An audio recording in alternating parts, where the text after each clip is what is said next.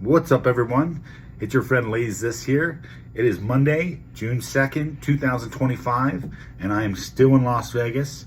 We had a really hard day yesterday, and this is vlog number 2 of my World Series of Poker journey.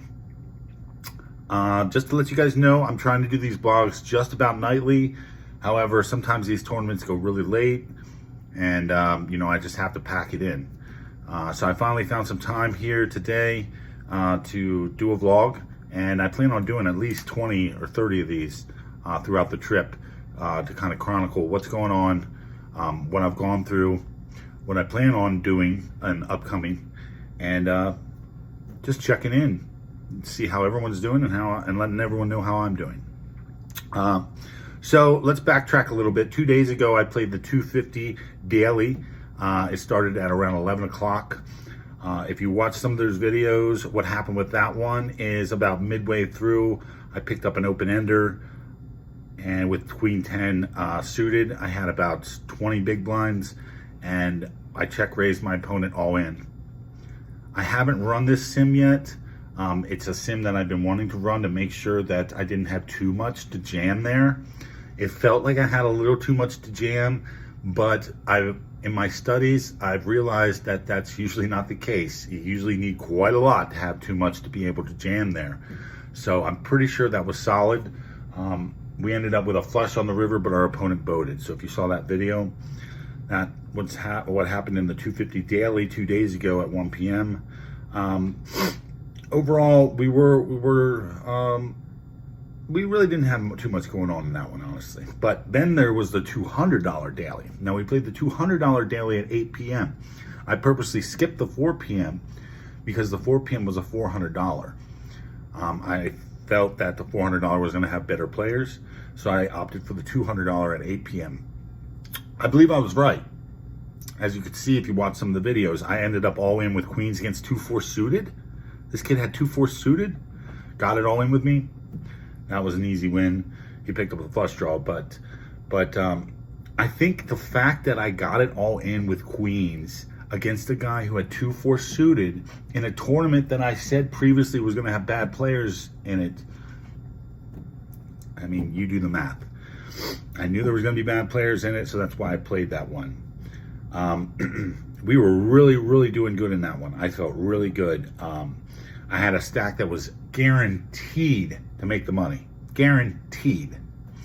However, I ended up getting one of the biggest coolers almost in my poker career. When you get dealt queens, my opponent to my left got dealt kings, and then opponent, a couple of seats down, got dealt aces. There's not much you can do there. I literally had no inclination that anyone had these hands. The guy who had aces had just moved to the table, and it was his first hand. He came from another table, sat down, and got aces and tripled up. That's good for him, Good luck for him. So nothing wrong with that. Everyone has good luck. Everyone's good luck comes, and everyone's good luck goes. But it's the players that play intellectually sound are the ones that win over the long term.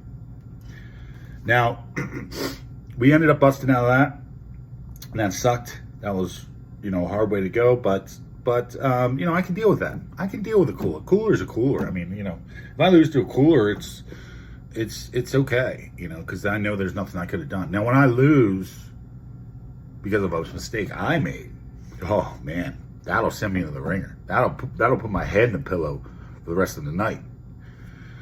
So that tournament we ended up busting, but I busted in incredible fashion with the queens versus kings versus aces. So that was it for that day. That was 2 days ago. Now yesterday was a big day. Yesterday I traveled my butt to the New Orleans to play in a Super Sunday Special. Now this Super Sunday Special was a $300 buy-in with a $100 add-on. I had a little issues with getting the add-on because I didn't realize I had an add-on, so that was my mistake. But then I finally did get the add-on figured out, and we were good to go. The players over there at the Orleans are mediocre at best. I mean, there are some good players that go over there, but the players over there are generally mediocre. There are some World Series of Poker players that go over there, but for the most part, most of the World Series of Poker players are stationed here near Paris and Horseshoe, and a lot of them don't either want to go down there to the Orleans or can't afford to. So the Orleans is a good tournament. They have really good tournaments. And one thing I like about the Orleans is everything's cheap there. I can get a bagel, cream cheese, and a milk for like $7. You can get food. You can get a meal there at the Orleans for like $8. You come down here to the Strip in Paris, Horseshoe, Aria, all these places nearby here, you can't get a meal for less than $20. So the Orleans has its perks. It's definitely a rougher casino. There's lots of people that smoke weed around there, which is good. I like that. Anyhow, back to the tournament. The Super Sunday Special, give me a second. So the Super Sunday Special was a roller coaster off the bat. I remember we got it all in with Ace King against nines. Guy hit a flush. I like won a pot, and then I lose a pot, then I won a pot, and then I lose a pot. Finally, I started getting something going. And, we went from like 67K, we were up to 200K at one point, and that looked really good. It looked like I was going to cash. If I would have just walked away from the table, I definitely would have. But we have to remember that the goal here is not just to min cash; it's to win the tournament. And there was $34,000 up for grabs, in that tournament. So I really wanted that.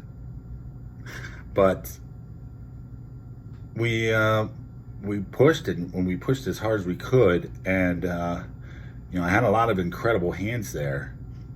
I can't really go over all of them, but one hand I will go over is there was a hand where I had 6-6 pocket sixes in the big blind, and the button opened, and this hand is possibly the hand that blundered me.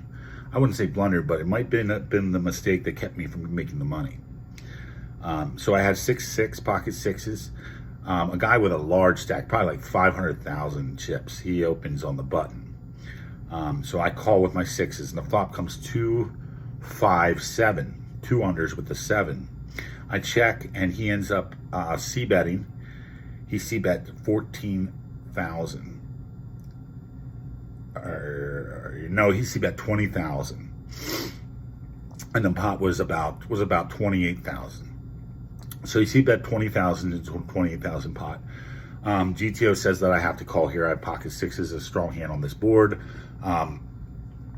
Actually, what's interesting is after running it, the pocket sixes, okay, the correct move at 30 bigs is to shove those sixes in the button's face.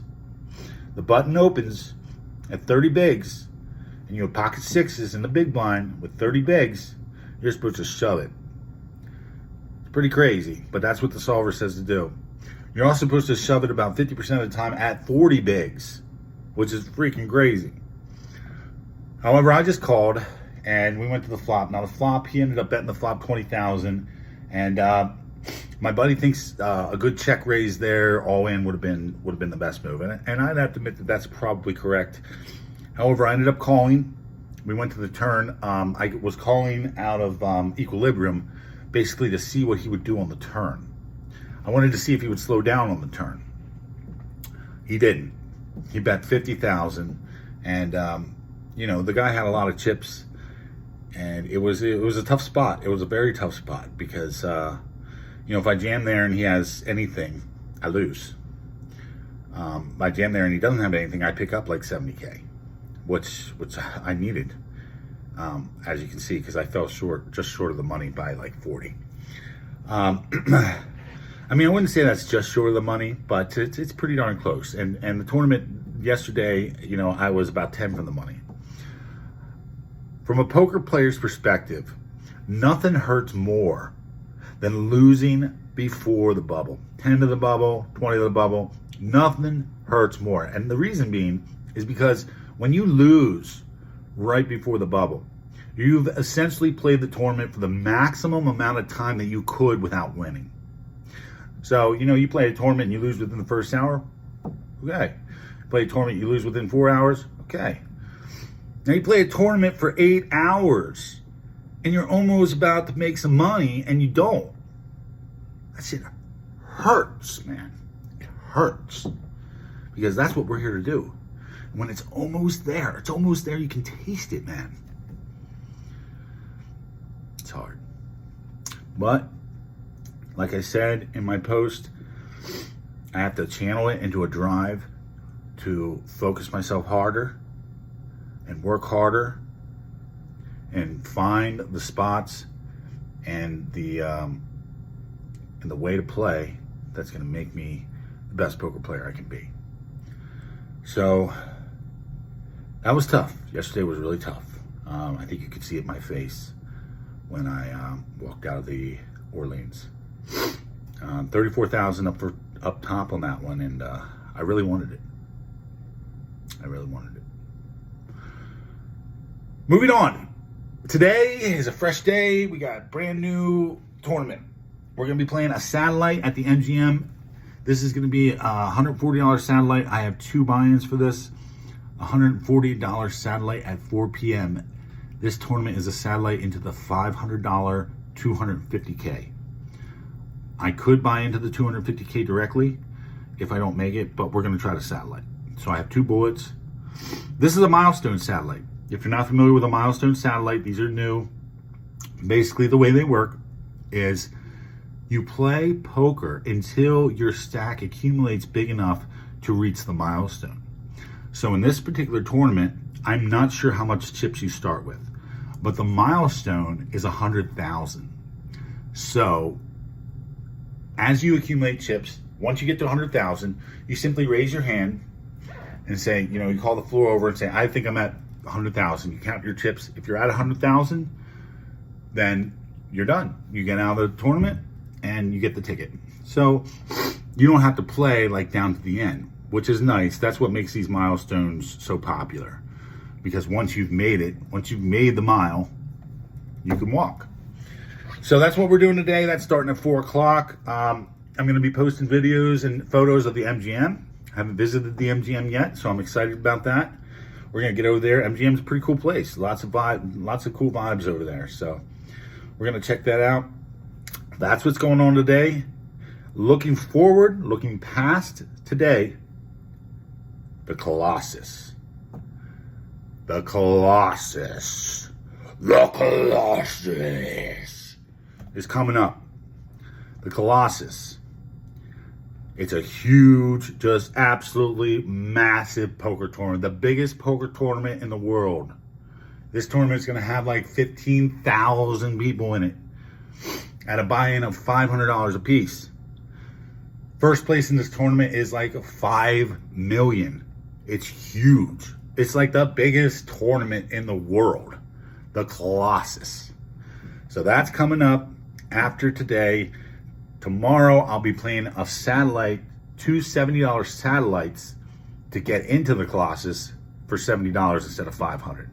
However, I do believe that if I don't make the Colossus satellite, I will buy in directly because the Colossus is just something you cannot miss. One run, one deep run in the Colossus, and my life has changed. That's what's coming up. Thank you for joining me.